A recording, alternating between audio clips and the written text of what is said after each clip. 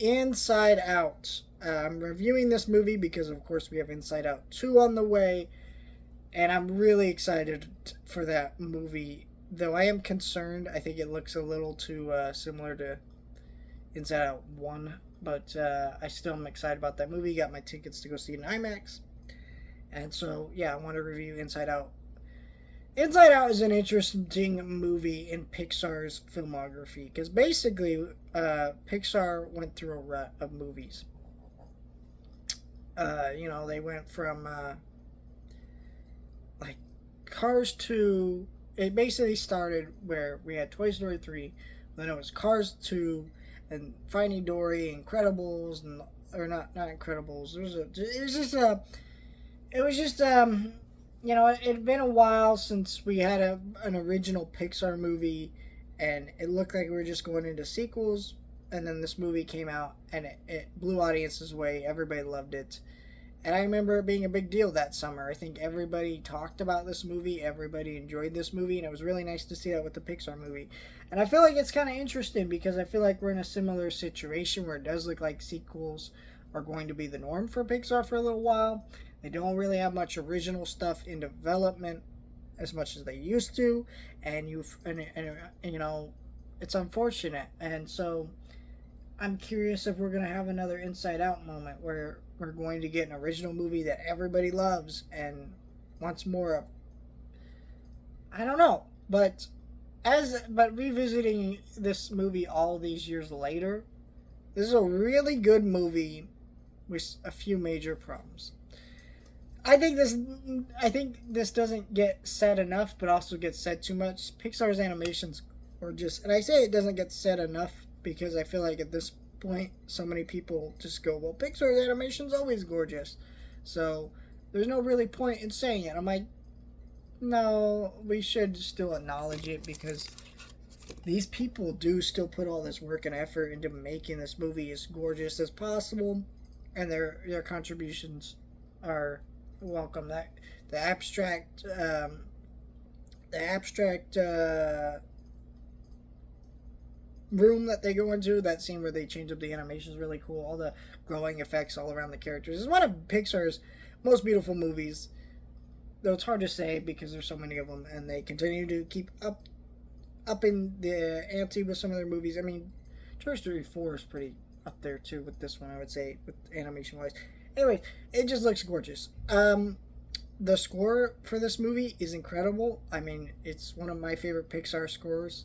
All the voice acting in this movie is great. You got Amy Poehler, Mindy Kaling, Bill Hader, Lewis Black, which is just one of the best animated castings of all time. You got all those people in this movie and a few others that I probably forgot. They're great in this movie. And yeah, I mean, this movie's really has a really great message that I think is very bold for Pixar to take, which is the message that you need sadness to have joy. I think, and throughout almost all this movie, it's something you don't realize when you're watching this as a kid, that sadness is basically a repressed emotion trying to break out throughout this movie. That's why she was touching the core memories and stuff. She is she helps bring joy to Riley via sadness, and that's how all this starts and goes through in the movie. And so a lot of us, and it's kind of a message about how we try to repress our negative emotions and just be happy all the time, and how that's actually dangerous. And that's kind of the message of the movie a little bit. And that's really powerful, I think, for kids who, don't want to feel sad or don't want to feel the things that they're feeling. And, Riley's situation in this movie is something relatable to kids, growing up, moving to a new school, making new friends, and it's a lot of stress and anxiety. And Joy just tries to keep her happy, but there's really just a moment where she needs to be sad, let her emotions sink in, and so she can eventually move forward and be happy. But because she doesn't do that, she makes the situation worse, and that's kind of the storyline of this movie. I think that's really beautiful. The character of Bing Bong, of course, everybody knows he dies. No spoiler there. Such a beautiful moment. All that stuff is great. I think where this movie falters is the entire plot of this movie. While so creative, we're seeing all these different jokes and And that's another thing. This is one of Pixar's funniest movies. So much great humor with the imagination stuff and everything that they go through in this movie.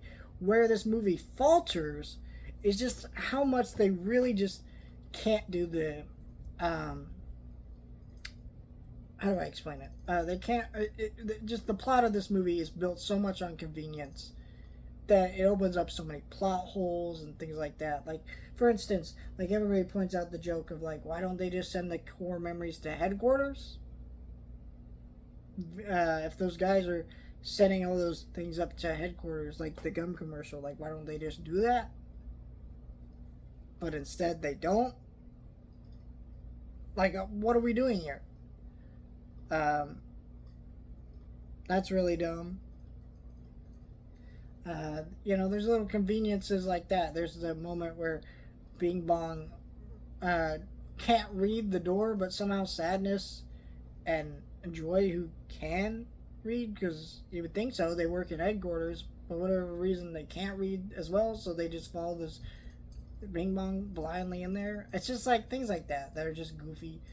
Like, you're like, okay, there's a little bit too much convenience. I think the movie's still great and still a very strong movie.